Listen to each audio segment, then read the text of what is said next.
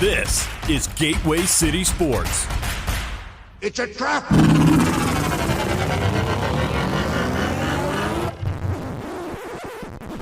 Oh, I'm sorry. Did I break your concentration?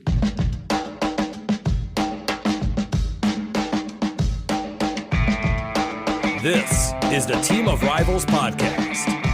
Everything you want to hear from the big sports to the big screen. He's all by himself, fires into the end zone. Caught! Touchdown! No! Vaughn into the windup in his first offering. Just a bit outside. He tried the corner and missed. He doesn't like you. I don't like you either. Time winding down, Michael for three. Yes! She is gone! I can't believe what I just saw. Go crazy, folks! Go crazy! You believe in miracles? Yes!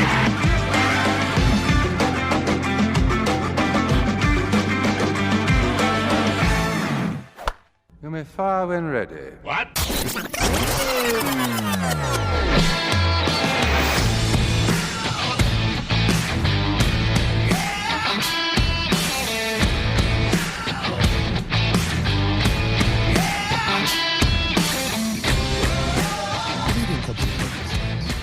It's Thursday, February 29th. Welcome to the Team of Rivals podcast. The least exciting, most predictable thing happened this week. And so I'm trying to be as unexciting and predictable as possible. So welcome to the NPR version of the Team of Rivals podcast. I'm Peter Geddes. You can follow us on social media at Team of Rivals Pod. And for those of you who prefer to watch the show, we also occasionally post to YouTube, Facebook, and Rumble. So do hit the like and subscribe buttons. And be sure that notifications are on so that you know anytime we post new content. You can also find more great podcast and blog content on the Gateway City Sports Network. Joining me for this week's show, co-founder of TOR, number 151 in the 2023 edition of C70's Top Cards on Twitter, Ron Nettle. And with him, our permanent occasional guest host, running on a, what did he say? I think it was a lot. It was a very, very powerful machine. He has a new computer. He's very proud of it. Elliott Dewey. Gentlemen, welcome to the Team of Rivals podcast. You know, nobody could hear you over that intro music, right? Oh, you know. Just so saying. as I alluded to, gentlemen, in the least surprising, most predictable news development of the year so far, This is EA so has painful canceled, how slow you're reading. Okay. EA has canceled Respawn's Star Wars game that Elliott was so excited about. Come on. What was it, 12 months ago? Less? More? What? Something Hold like on. It's longer than that. Reset. It's been in development for 2 years. Reset it here. What game is this that we're talking about? It was a first-person shooter Mandalorian game based off of the new Mandalorian. All right, well, And clear your throat and tell me that again. Elliott was very excited because Respawn was the developer who was doing it. And EA just announced that they've canceled the game and have fired 670 people. Shocking that once again, Lucasfilm couldn't get a Star Wars project through the finish line. I'm sorry, Elliott, I stepped on Shocking. you. Go ahead. That EA The floor is yours.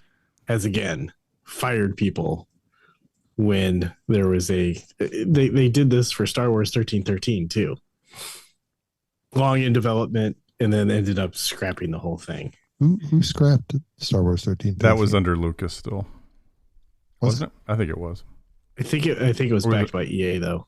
Yeah, but it was that scrapped before he sold to. I know Disney probably had nothing to do with that, but or maybe they had bought Lucasfilm and weren't going to do a game like that. Maybe that's what I'm just not remembering. I think it was like it was in development. EA bought Lucasfilm and then EA scrapped 1313, and they scrapped all LucasArts. Yeah, LucasArts. Yes. And then what was it? Just like 2 months ago, Bob Iger's like they gave Epic $1.5 million and said Disney needs to be in video games. It's like the whole gaming community was, you were, asshole. It was LucasArts. No, yeah, I know. You know, those are some of the classics too. If we could, like, if I had the list of them right here, but I remember going all the way back to, I don't count Monkey Island and all that shit, right? Those were LucasArts. It's still a great game. Those were great games. But I remember the Dark Forces, the first Star Wars. Didn't I just hear that they just re-released it? Yeah, I know. And, and we were talking about very simple games for my simple gaming mind. That might be one I could dump back into, right? Because then they released it for both PC all the way up to PS5, right? Yeah. You can get that? Yeah, they did. And they did. Maybe touched up the graphics a bit so you could actually tell. Same thing with Battlefront. They re-released the original Battlefront. Did they? Just for an editorial note, gentlemen. Yeah. To lay all things bad about Star Wars at Bob Iger's feet, according to Wikipedia, on April 3rd, 2013, it was announced that the Walt Disney Company had ceased internal development of all LucasArts projects, including Star Wars 1313. Oh, so it was after. Yeah, of course it was. Disney ruins everything. Back to you, Elliott. Thanks, Pete. Oh, this is great. We've lost any and all potential people that were downloading this to listen to anything baseball with any kind of excitement, because baseball sure as hell isn't providing it right now. Yeah. We've already lost them. Okay. So here's the excitement this week. Okay. In a shocking turn of events, Cody Bellinger returned to the Cubs on a very complicated 3-year deal. With 2 opt-outs, the $80 million reported is actually not what he will receive. If you delve into it, I think it's actually a little bit less than that if he stays for all 3 years. If you keep talking like this is going to be the shortest show we've ever done. I mean, okay. This is like Delicious Dish, right? That old Saturday Night Live skit. Yeah. Yeah. Or the sweaty balls. That's okay. It was the Delicious Dish was the radio show, right? Yeah. Elliott, Belly's back. Belly is back. He wanted to be back. Everybody knew he wanted to be back. It changes the entire landscape and outlook. Yeah. I tell you what, for a player being announced, you knew Scott Boras was going to get his 15 minutes. Uh-huh. I mean, in what player announcement does the agent go up there with him and sit for the introduction and talk half the time? And thanks for the potential or the thought of $80 million. And here I'm going to bag on every one of you right after we ink this deal. And you can see Jed Hoyer over there on the side, just with his arms crossed and just kind of the annoyed look on his face. Because Jed knew that he got the best of Scott Boras. Well, yes, that's true. I mean, who has a front row seat for a Scott Boras soapbox? I mean, it's got to be nothing else. It's got to be entertaining, even if it's irritating. It's not boring. Well, and the funny part is everybody knows, everybody's always reported that Scott Boras likes to talk to the owners, but Ricketts said, I'm not going to talk to him. That's not my job. That's Jed's job. Yeah. That's totally right. I mean, that's in everyday life, man. You don't like anybody going around you, going directly to your boss for things when they could be coming to you. Yeah. I can't imagine a GM or a Pobo anywhere that would be okay with that. But Scott had to get his dig in about it. Uh-huh. And, but the Cubs don't operate that way.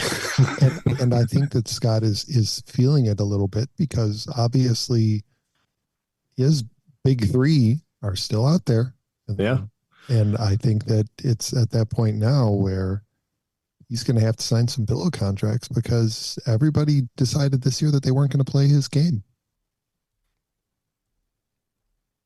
As soon as we say that, like one of these guys is going to sign like we all agree on that. I think we made that point last week too, where whenever we recorded last, Pete, you asked that question: have things finally turned on him? Is his way of doing business? Is it a thing of the past now? If teams wisened up, right? And you would think, I mean, after going all the way back to maybe Alex Rodriguez's mega deal with the Texas Rangers, we could put a list that's so lopsided about deals that just have not worked out, right? Have not lived up to, not hype, but Chris Bryant. right. Yeah. Well, I mean, it's another one, man. But look, Anthony Rendon for the. I'll tell you what, man. Hey, he has things that are more important to him than baseball. Well, I would hope your family and everything else is more important than baseball. But you know when they say that, when the writers put that in a headline, they're going to leave out the part where he said, my family's my priority, baseball's not, right? All they're going to capture is baseball's not my priority. You're right. And that's going to be the headline. That's what's going to enrage the fans. Clickbait, man. Clickbait. Angels maybe are one of the worst. One of the examples of how signing big names for big money has just never worked out for them. I don't know. Did the Movon deal work for them? I was trying to remember back. Has any deal worked for them? Not really. Maybe you could argue Vlad Guerrero, but that might have worked out. But you look at all the other high-priced, big-ticket free agents that try to sign over the years. Just none of them worked, right? Pujols was maybe the worst one. Josh Hamilton didn't do, he didn't live up to expectation there, and I think they were paying him about $25 a year over 5 or something like that, if I remember correctly. It just hasn't worked out. Anthony Rendon would be another example. They haven't learned their lesson. Or maybe they have by now. Maybe to Pete's point. This is the year. Like, we're tired of handing out these 8, 10 plus year deals for guys, and we don't get the production out of them that they had. We don't get the same level of production that they did the previous 6 years. Well, yeah, they're over 30 usually, right? But to be fair, this wasn't exactly the most stellar free agent class. No, it wasn't. That it's ever hit. So I think it might be a little bit too early to judge. I don't know. It's hard to say that when you had Ohtani out there as a free agent. Right. That it's not one of the more intriguing ones, but of course, he made that as boring as possible. Yep. By going to the Dodgers, which we all knew you were going to anyway. The only thing that would have made it better if you would have drug it out, just on purpose. At least made it exciting for 3 or 4 cities potentially. But now, would you have wanted him to do the ESPN LeBron special? Oh God, no. The thing is, it probably wouldn't be him choosing to do that. Baseball would probably just have forced him to do it. Yeah, I agree. Yeah, because they want that hype train so much, man, and it is such a puke fest out there, isn't it? Like, yeah. What little I've caught of just Yamamoto and Ohtani. Ooh, look we're going to broadcast Ohtani's first at bat, just forcing your eyelids open to watch it. Like, you don't have to make us hate the guy. Any fan that doesn't live in California, you don't have to make the rest of the continent hate a player who's done nothing wrong. But baseball's going out of its way to do that. He was more exciting when he was with the Angels and they weren't winning. Right. Yeah. It's still a little annoying there, but once he goes to the Dodgers, then it just goes, to DEFCON 1 on my scale of annoyance. It's gotten better. Yeah, and they're gonna dominate the NL West, and it's gonna be annoying because the Padres they're not gonna be as competitive as they were in their window. So, I mean, you've got the Diamondbacks. They're kind of a young, solid baseball team, and I think San Francisco's trying. I'm not sure. Yeah, it's a little bit difficult one to figure out. But it's like, I know they didn't have a great year, but it's like they don't stay down like indefinitely for very long. No. Right? They're pretty smart. They'll figure out a way to get back into it. But don't worry about San Diego. They'll try to buy themselves a window here in the next 4 or 5 years. They won't develop the window, but they'll try to buy it. Yeah. I agree. So we'll see. I mean, I think you're going to see most of the eyes on the Dodgers, and then NL East with the Braves. Mm-hmm. And the NL Central can fight over, hopefully, a wild card spot. The NL Central. I'm trying to create some analogy of what the NL Central means to the National League, and I can't really find one right now. But you're right. It's the third wheel on a date. Like that's not even bad enough. I can't think of one, but like what? The Pirates are back to not trying. The Reds are the Reds will be a team to watch, I think. You mean somebody looked at Nutting and said, "You just be who you are. Fine, I'll stop trying." Yeah. Speaking of the Reds, I'm disappointed. Nobody has signed Joey Votto. I know. I'm right there with you. He did have a Memphis. I'm assuming you guys have seen the car wash video, right? With the sad face. And the shopping cart video as well. I didn't see that one. In the car wash video, he did have a Memphis Redbirds hat, so you can imagine what that did to some Cardinals fans out there on X, just in comments, right? Like, oh, he's got a Memphis Redbirds hat on, and he did for some reason. That doesn't mean anything. He's jack squat, guys. We've got a guy, Paul Goldschmidt at first base. Like, what are you going to do? We just signed Matt Carpenter. Of our DH. The Cardinals. I mean, the Cardinals won't sign him. Why would they? Well, no. Hold on, Elliott. Maybe I'm wrong. He is the right age. I mean, they've got hospice for baseball going on this year. They've got Matt Carpenter they brought in. They brought in Brandon Crawford, which is news. I can't believe we didn't even lead in with that one. You know. Well, that one actually was surprising. As much as I want to say unnecessary, I'm probably not right because, Edmonds injured. Wynn is still a young rookie. If he can't secure that position or there's an injury, they actually, with the exception of Brendan Donovan, who's coming back off of an elbow surgery, like they actually didn't have any other shortstops. So it might not be the craziest thing, but of course, you get a guy very late in their 30s that St. Louis is bringing in again. But Crawford's what, 36? 36 or 37, I think. 37. Yeah. We can almost say he's like our age. I can't say that. No, I'm still well north of that. But yeah, I don't know. I don't even care. Ron, have you been paying attention to any of the spring training results out of Florida? No, the only thing I saw a tweet today that said that the Cardinals have scored, I think it's 2 runs. No. I don't know. I don't know, but I did catch one thing that they're the only team in baseball right now that has not hit a home run through like 4 or 5 games. Really? Cardinals NL Central champions confirmed. No. Well, yeah, you're probably right because last year they were Grapefruit League champions, and everybody look what happened, right? One of the worst teams in baseball. I don't know if it works that way necessarily, but I haven't had any motivation whatsoever to catch any live action, any team at this point.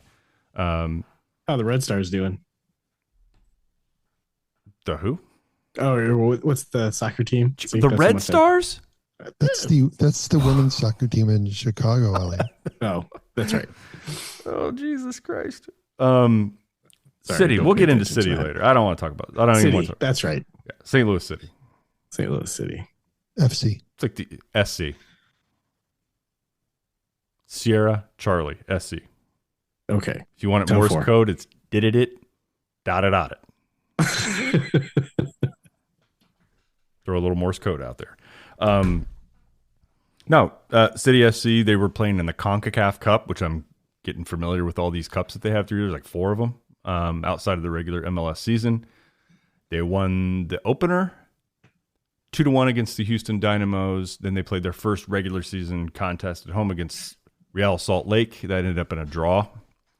And then they lost to Houston in the second, I guess still the first round, but the second game against the Dynamos 1-0 at Houston. So they're out of the CONCACAF Cup because Houston scored a road goal. City didn't. They're out of that tournament, and they play again Saturday, I think, against New York City FC.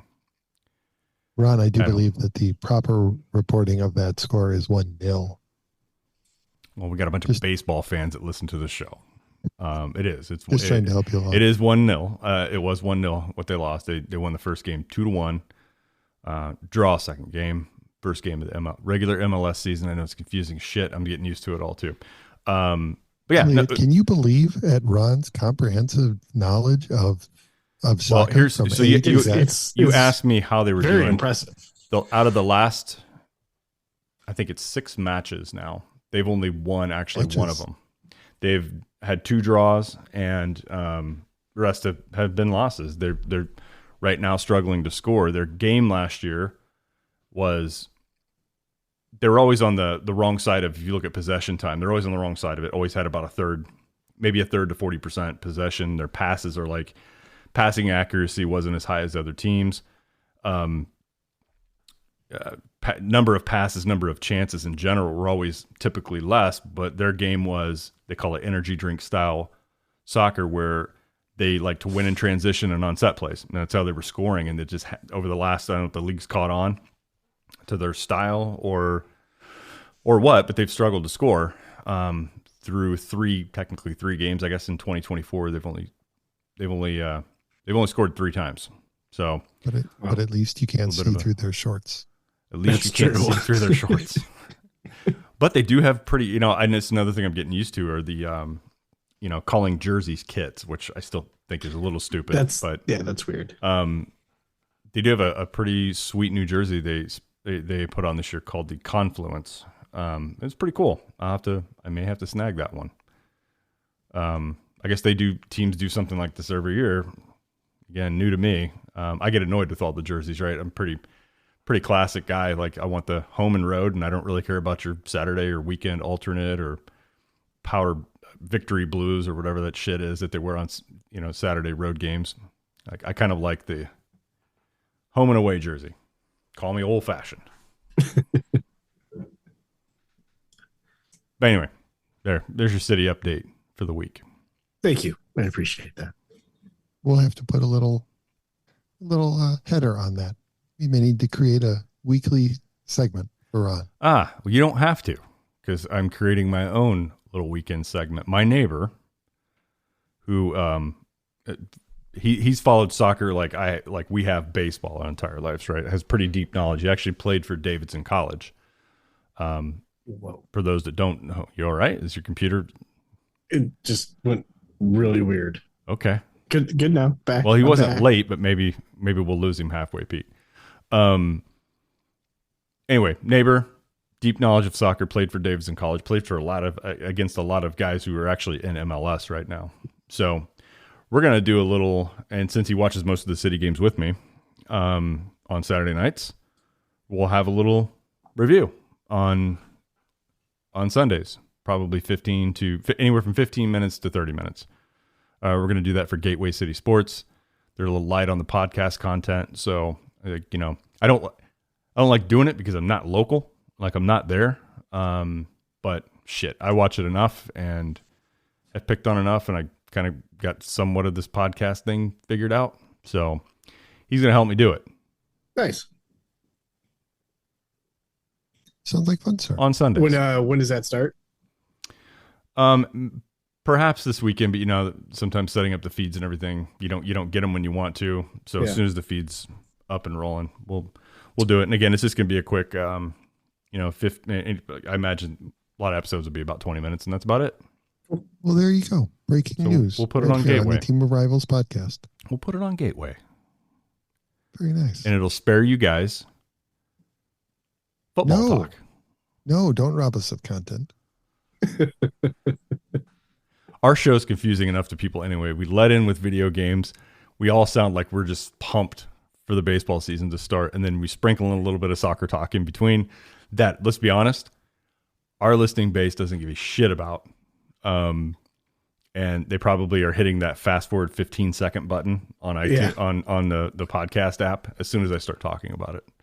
Okay, they're probably wishing, like, why don't they put timestamps on their fucking so I can just get to what we're not going to spend the time doing it. If you followed us long enough, I'm not going to spend any time doing that. No.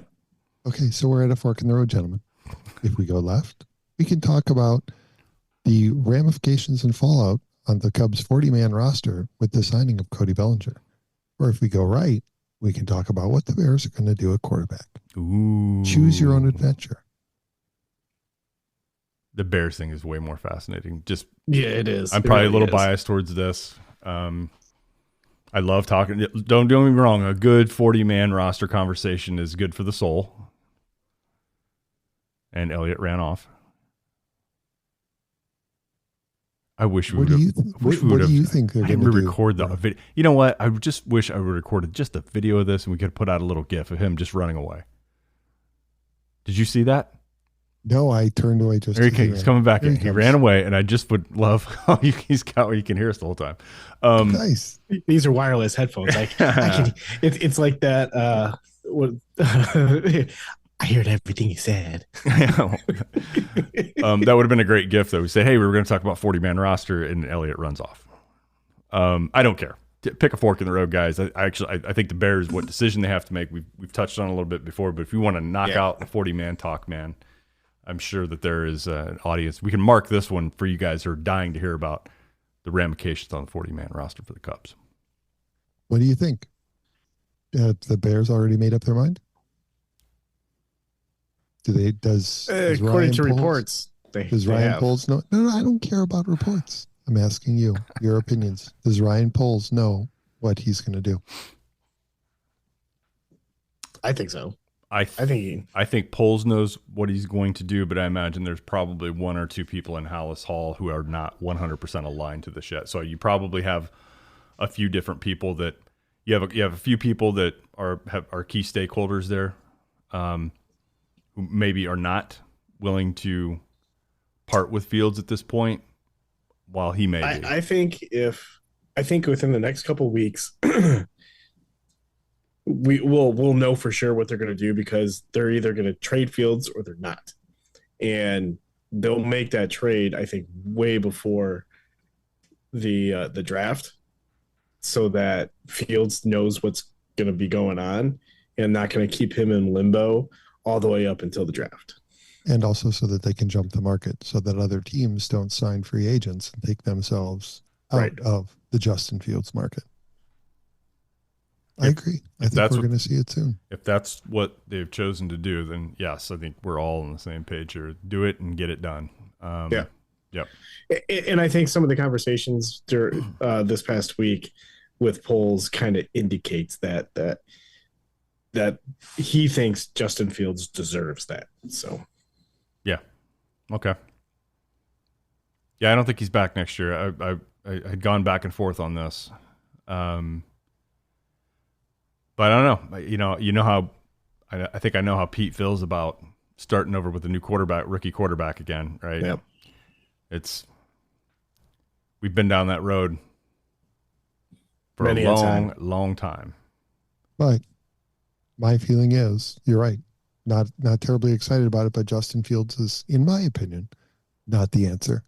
And so are we going to continue to ride this horse? You can't guarantee that you're going to have the number one pick again next year.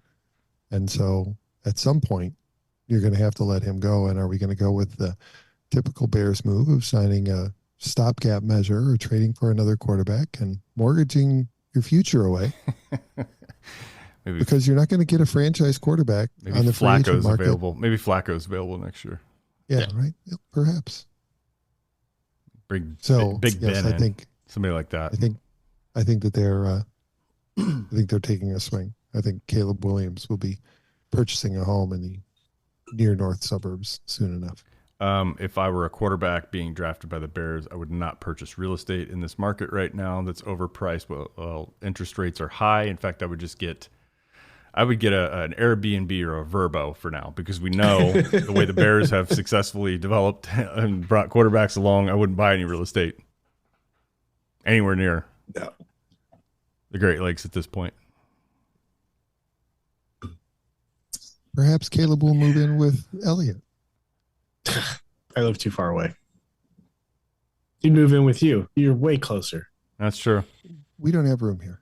I'd like to see. I don't have room either. I have a little bit of room. Well, I mean, we have room when the lad isn't sleeping here, but on a night like tonight, where would Caleb lay his head? I would love to see him in the background right now, just getting into your refrigerator. Grabbing some, doing the grabbing the Malort off the top of the fridge. The Malort. Yeah, I think you guys are. I think you're right. I think here we go. We're gonna, draft day is gonna be Bears number one. I wasn't sure if it was going to happen that way or not, but here's the disappointing thing, and I get it, right? Like, yeah, Fields probably isn't the answer, even if you were to snag like a Marvin Harrison Jr. with your first pick, which I would still love to see. But there was part of me that really wanted to see that, right? Like with 3 or 4 good targets out there, and if you can improve that line at all, like could he break through? Oh my. Could he break through? But we won't get to see it. I think the big challenge really is how much it would cost them to keep Justin Fields around. Because you have to pick up that 5th-year option, and that's going to be tens of millions of dollars. And then you have to start thinking about an extension if you're going to ride the Justin Fields train. And that's going to be hundreds of millions of dollars of commitment. And the money that you spend on him is money that you can't spend building up the team around him. Whereas if you do draft a rookie quarterback, it does free up those financial reserves to be able to sign free agents, draft other players to fill in the slots and hopefully build out a better team. So hopeful. That's my word for the 2024 season. Anybody listening this week for the first time this offseason that it's hard to predict, honestly. Well, the toughest choice I think anybody's going to have to make concerning the Bears once we get, into July, August is, am I going to get NFL Sunday ticket again and risk another shit season paying for, $400 to watch this again? Or what am I doing? Because right now I've been unwilling to shell out the $150 for MLB.TV. And I still have no desire to do it. IPTV, man. Just get it. That sounds like an illegal IPTV. No, sounds like an illegal thing. I'm not following your advice. Ron, there's that website that Elliott shared with us, and it's my go-to. I'm not doing it. I'm not doing it. I'll see you guys in federal prison. No, dude. IPTVs are not illegal. I don't. Anytime that I can't get the signal, here I come. I'm going to stream it. That's how we watched the Super Bowl here because I can't get a signal for CBS. Really? Yeah. In Chicago? Yeah. I can get one down here. Yeah. No, I think it's the just the way that my place is aligned. Signal just can't get through the building. So, is it a powered one? Yeah. Huh. Weirdest thing. It's probably the asbestos. Could be. I can get everything else. in the lead painted walls. In the lead paint. Yeah. Well, there's not much lead paint left. I chew on it when I'm bored. I think the Bears front office does. Well, maybe not the front office, but definitely the ownership. True. All right. So basically sports kind of suck right now. We all sound pretty, it's one of the worst parts of the year, really, when football playoffs are done. Baseball hasn't quite made its way to spring training, or it's very early on. Super. Chicago hockey, I know you got the young Bedard player that's exciting, but other than that, really, it's still Blackhawks suck. The Blues suck. There are certain people, I don't want to offend them all, they're getting all pumped up for UFL, spring football to start up. And man, I would have to, I don't know if I could willingly watch any of that. You're not excited to cacaw? No, not. Is that on Saturdays? Who cares? Or is it on Sundays? Yeah, I'm kidding. I watched it.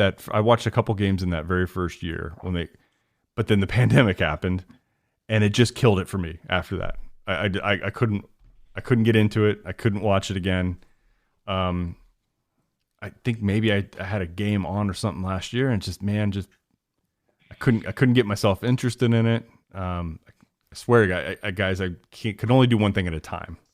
I can't do it all.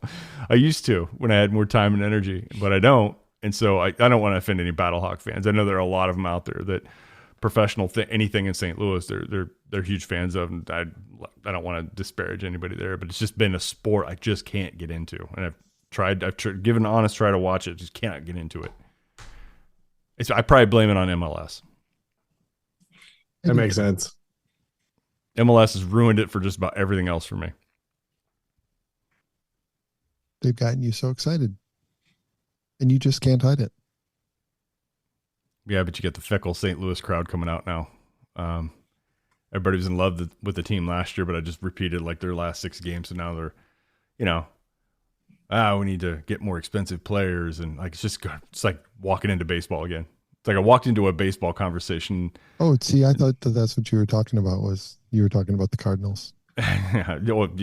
Swap it out, right? Like, if I didn't talk about the sport or players' names at all, you wouldn't know which one I was talking about. It could be applied to both right now. So yeah, Ron, sports have us down. Sports have us down right now. What's your take on Cardinals fans right now? How are they feeling about the season ahead? I don't know, Pete, because beyond the honest God truth of that, my ritual every year is to mute as many of the Cardinal media and strict like Cardinal fans. There's a handful that I genuinely think are pretty good, so I don't mute them. But for the most part, I mute almost all of them. I temporarily did it a little bit this winter, and I put them all right back on mute again, and they've remained on mute ever since. So to be honest with you, I don't have a real good finger on the pulse of Cardinals X, which is, I'm assuming that's what you're asking about. So I've left all the Facebook groups and stuff. That was mind-numbingly stupid, following the Cardinal things on Facebook. It's just some of the dumbest fans you can possibly imagine dwell on Facebook. But X is a different breed, but I have them all muted, guys. I don't know. I don't know how everybody's feeling right now. To be honest, I don't care. I don't know. I don't want to hear them. Okay, Ron. Well, how are you feeling about the upcoming season? How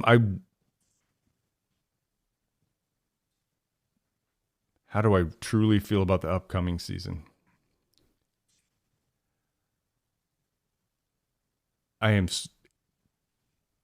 trying to give you a genuine response. I am so indifferent about it right now. I don't want to go as far as say I don't care, but I probably haven't cared less about it than I do right now, ever. This is a trend. This is a trend that's been happening for the last 5 years. Yeah.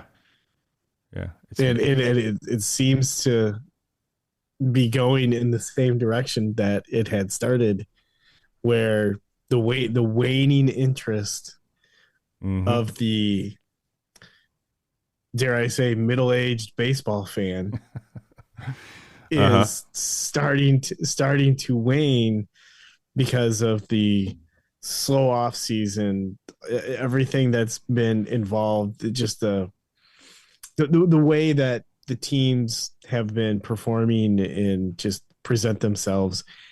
I feel like for Cardinals fans, nothing's changed.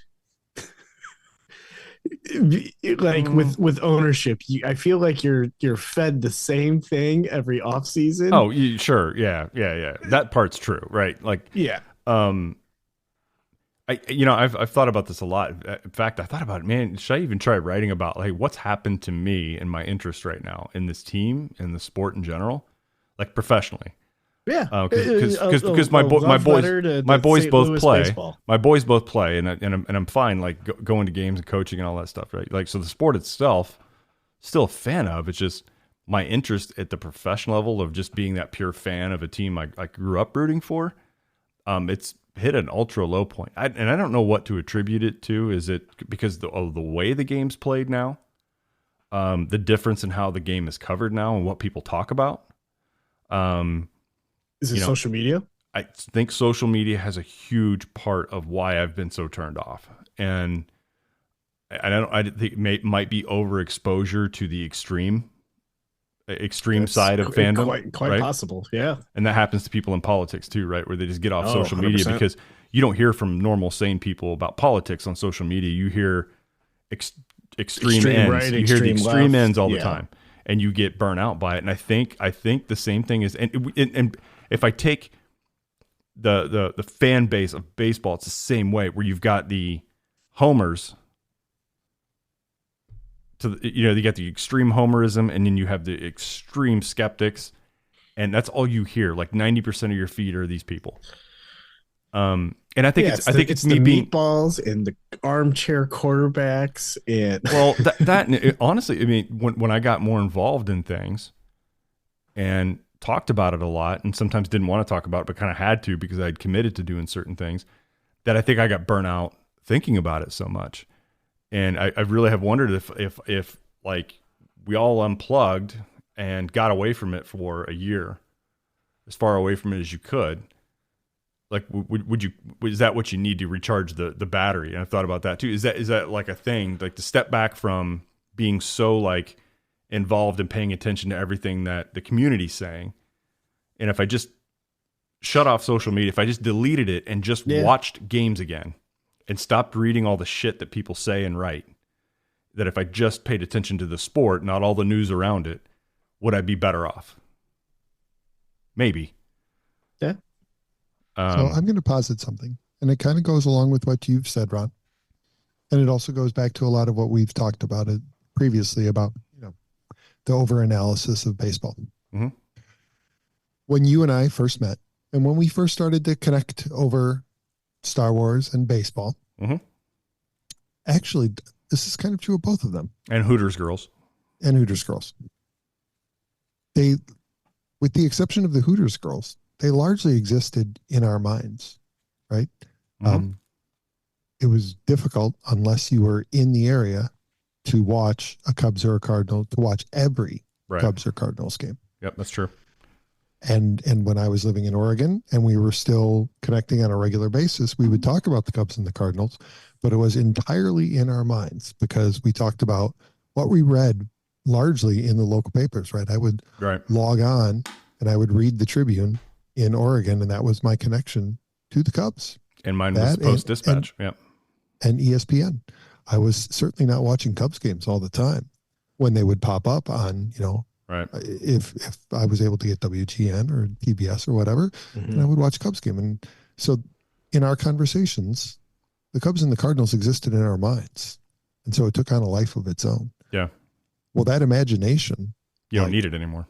Right. In many aspects of life, right? It's not unique to sports. It's not unique to Star Wars. You see it all the time with kids. They've done studies. People are never allow themselves to be bored. We don't sit and just think and observe. We immediately go for our phones. Mm-hmm. Is that maybe part of it? It's not as interesting because we're constantly, and it's like you said, we're constantly barraged with it. We don't allow it to live in our minds because it lives in our hands. Yeah, it lives on the screen in front of us. I think there's a lot to be said for that, and I do think that because that device you're talking about, it does plug you into the opinion of thousands of others, and again, the thousands of others that are going to talk a lot are going to be the extreme sides that are going to do the most talking, and so it's overexposure to that too. But I think it's an extremely valid point, Pete. When I had to make more of an effort to get up, log in, go onto the postdispatch.com or do something else, I had to make an effort to do that, and I didn't do that all the time. But yeah, I do think that as me personally as a fan, I probably over the years, last 5 years, especially when I got involved with more of the Cardinals side of these things, I think it is overexposure to it. That mixed with just in general, just kind of how the game has evolved into what we're seeing today. And then, even if you go to the traditional media, just the coverage of these players now, I saw an article on MLB.com about so-and-so's tattoos, how they really move the needle. I'm like, are you fucking kidding me? Anyway, I won't bag on that, but another interesting thing, right? So 5 years ago, I wouldn't have been able to live without MLB Network, especially over winter meetings and things, right? It's pretty good coverage. Mm-hmm. I don't get it on YouTube TV. I didn't even think about that until I think right before we started recording tonight. I'm like, oh yeah, I don't even have that channel anymore. And it's funny that you say that because I didn't miss it. As somebody who also has YouTube TV, but I also have this IPTV service that I go in with my brother. I hadn't watched MLB Network until about a week ago. Mm-hmm. Since last season. at all. No desire to watch any of the hot stove stuff, blah, blah, blah, whatever. I didn't start going back to Bleacher Nation to read really much of anything, except for maybe like a Bears article here and there. Yeah. To go read something about the Cubs. Yeah. Like my entire off season was pretty much on the CHGO Discord channel, just chatting with fans and how this off season sucked. We didn't even really talk about baseball. We just said, this sucks. Yeah. Yeah, it does. It does suck. But, you know, I think that's one of the things that soccer has kind of done for me, guys, because it, you know, with the exception of a cup going on right now, and there have been a lot of games within a matter of 10 days, but normally, right, it's one game. It's like football. It's one day a week, match day, right, on Saturdays. And the social media crowd isn't quite there for City yet, or at least I have not, I've purposely not plugged myself into it. It might be the best thing for you. Yeah, right. To the way the baseball's gone. Right. But like where there are millions and millions of Cardinals and Cubs fans throughout the Midwest, right? That's already pretty well established. Where City isn't yet, it's a new thing. So I don't get inundated with just love. I love everything City, or I hate everything that this front office is doing. I don't run into that stuff out there right now. And I think because there's a whole pause during the whole week, and that only happens on Saturday, it's felt like it has been the right dose of something new instead of like just overkill. I think that's what's working for me as well. At least that sport for right now. That's what I've enjoyed about it, because there's only so much. You actually, if you want to find MLS news, you kind of have to do some hunting for it. It's not as available and not as analyzed right now. At least it doesn't feel that way for me. It's not quite, you know, you don't have like a million podcasts out there of fans covering the same exact thing. You don't have, you know, my news feed on whatever it is isn't inundated with soccer news. And so I think it's been a healthier thing up to this point. But, you know, of course that could all go to shit if everybody jumps on the bandwagon. Of course, there already are some of the St. Louis crowd that we're used to hearing from that, you know, wanted to get their voice out on every single thought they have in their head throughout the day on Cardinals opinions and hot takes. There are a handful of those people that, a new thing in St. Louis, I must be first to that. And they're doing that shit too. There's a couple of them are. So they've been muted as well. Probably won't give names out, but they're the typical people that got to be, you know, they've got to be on the attention. So, all right, great time for me to start a new podcast, right? Like being such 100%. A positive chipper, because you're gonna bring those guys who want to hear the news to you. You're gonna be the big beacon, the big glowing light bulb, and the moths are gonna come to you. Yeah, no, we're gonna talk about what happened the night before, what went good, what went bad, and that's about it. It is not going to be about, hey, look at that guy, that corner kick, that guy, the exit velocity off that guy's forehead on that goal was amazing. There'll be no talk like that. Okay. You don't think that they'll be analyzing the spin rates of prime Ronaldo headers? No? I hope that there is no appetite to hear anything like that, so they never go there. The guy either scored a goal or he didn't. I think that's all we really need to cover. Not he scored a goal because the the spin rate on that ball and the amount of cut. Because he bent it. Yeah, the amount of bend was 13 degrees more than the average. Like, I don't care. Yeah. Love to hear a home run call and not have to hear about any of that shit and just be like, that guy just knocked the piss out of that ball because it went out of the park. That's all I want to hear about it. Like, when you're at a game, you can see like, yeah, that was not a cheap home run. He got all of it, and it sounded like a shotgun going off. And that's all I want to hear about it. Using a metal bat. Right. Right. Look like John Daly on the tee in his prime. Yeah. That's all I want to hear. I don't want to hear anything else. Like, oh, well, that wasn't a home run because it was, the launch angle was just under 26 degrees. Like, Mm-hmm. Still fucking hit the ball hard. Yeah. It was a double. It was an icky double. Boring double. All right. Well, we've kind of saddened ourselves and the listening audience tonight. Yeah. Good job. Give ourselves a hand for that. Well, if you did enjoy this episode, don't forget to leave a comment and subscribe. And if you want to help spread the word, please give us a 5-star review. And also tell your friends to do the same. We are available on Apple Podcasts, Spotify, and wherever else you listen to podcasts. And we also occasionally live stream on Rumble, Facebook, and YouTube, although doing so drives Ron insane. Be sure to check out the new Ron Nuttall soccer show. At the park. At the park. Oh, at the park. I like that. At the park. Be sure to check out At the Park on the Gateway City Sports Network. Now, if you'd like to communicate with Elliott, you can find him on X at TOR_Elliott. And if you'd like to communicate with Ron, you can contact him at. For now, TR_Ron75. Oh, Ron teasing maybe a new social media handle. Ron may be teasing. I finally need to delete this stupid app off of my phone and just tell one of you guys to post the show from now on. I'll just warn you folks. He says that every year. I've done it twice and I caved on the 29 and a half days. Like, I better not do this. Maybe you should give it up for Lent. I should give it up permanently. Too late. We're already past it. All right. Well, too late. Thanks for paddling us out of here, Pete. That's about the only description I can call for the tone of tonight's show. We just kind of we're like the dinghy that floats off the main boat. We just kind of drifted off. That's how we've exited the show tonight. We'll be back at it, or we're going to get to that point where we're all kind of log in and we look at each other and be like, we don't want to do this anymore. I don't think we're there yet.